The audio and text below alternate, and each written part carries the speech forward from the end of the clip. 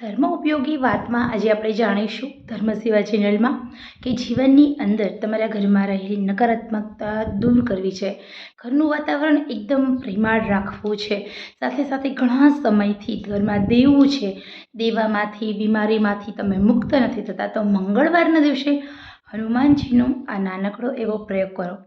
ચોક્કસ તમારા જીવનમાં સુખ, શાંતિ અને સ્થિરતા આવે છે.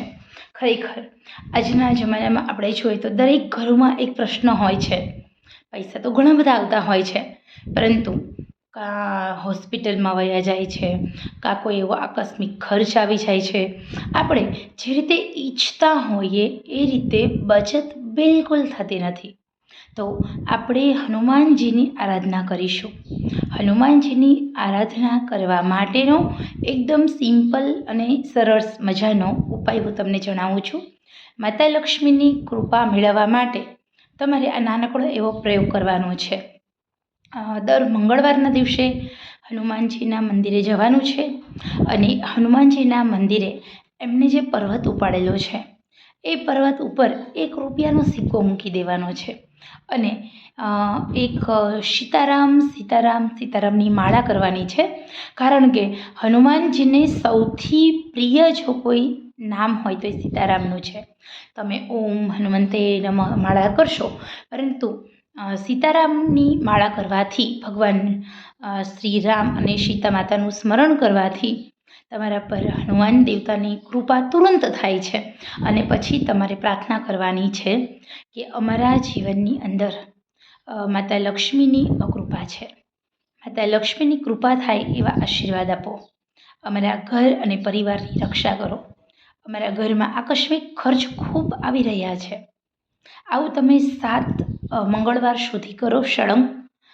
દિવસમાં મંગળવારના દિવસે કોઈ પણ સમયે તમારી રીતે તમે હનુમાનજીના મંદિરે જાઓ તો પણ ચાલશે. અને 7મા મંગળવારે ગોળ અને ચણા, એટલે કે જે કાબુલી ચણા આવે છે એ અને ગોળ, અને સાથે ₹1નો સિક્કો લઈ જવાનો. ₹1નો સિક્કો આપણે પર્વત પર જ મૂકવાનો છે અને ગોળ ચણાનો પ્રસાદ ધરાવવાનો છે. બસ આ તમે કરો અને સાથે એક લવિંગ અને એક નાગરવેલનું પાન લઈ જાઓ. એ તમે મુખવાસ તરીકે હનુમાનજીને અર્પિત કરો. 7મા મંગળવારે આ પ્રયોગ કરવાનો છે. બસ આટલું જ કરશો, તમારા ઉપર હનુમાન દેવતાની કૃપા થશે. સાથે સાથે તમારા જીવનમાં આવતી તમામ સંકટ અને કષ્ટી હનુમાનજી દૂર કરશે. માતા લક્ષ્મીની કૃપા થતી હોય છે. અને એ ઉપરાંત ગૌમૂત્ર ખૂબ જ પવિત્ર વસ્તુ છે.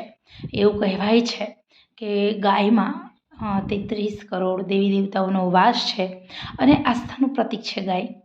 તો એ ગૌમૂત્ર ઘરે લાવો અને ઘરનું જે ઉંબરો હોય એમાં અઠવાડિયે એકવાર છંટકાવ કરો. અને ઘરમાં પણ છંટકાવ કરો. પોતા કરો છો તો પોતાના પાણીમાં એક ટીપું ગૌમૂત્રનું વીકમાં એકવાર રવિવાર અથવા મંગળવારના દિવસે ઉમેરી દો. આટલું કરવાથી પ્રેત દોષ, પિતૃદોષ, ગ્રહદોષ, શ્રાપિત દોષ, કાળ સર્પ દોષમાંથી મનુષ્ય મુક્ત થાય છે અને કુળદેવતાની, કુળદેવીઓની કૃપા મળે છે. સાથે સાથે ગયા જન્મના કર્મોનું ફળ ઓછું થાય છે. માણસનું સત્કર્મ વધતું જાય છે. પુણ્યનું બળ વધવાથી તમે બધા જ દોષોમાંથી મુક્ત થઈ જાઓ છો. આટલો પ્રયોગ કરશો તો તમારા ઘરની અંદર સુખ, શાંતિ, સમૃદ્ધિ આવશે. નકારાત્મકતા દૂર થશે. કોઈ પણ ઘરના સભ્યોનું જીવન સ્થિર બને છે. નોકરીમાં પ્રગતિ થાય છે. ઘરમાં આવકના સ્ત્રોત વધે છે. સમાજમાં માન સન્માન વધે છે અને આપણું માઇન્ડ એકદમ શાંત, સ્થિર થાય છે, ધૈર્યશીલ થાય છે. નાની વાતે આપણે જો કોઈની વાતોમાં આવી જતા હોઈએ છીએ અને આપણે ઉદાસ, હતાશ, નિરાશ થતા હોઈએ છીએ તો ચંદ્રનું બળ મજબૂત પણ થાય છે આ બધા નાના નાના પ્રયોગથી. તો ખરેખર આ સરસ મજાની ઇન્ફોર્મેશન માત્ર તમારા માટે છે.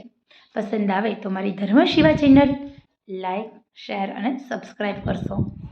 ચલો આપણે ફરી મળીશું નવા જ ઉપયોગી વિડીયો સાથે. ત્યાં સુધી આવજો.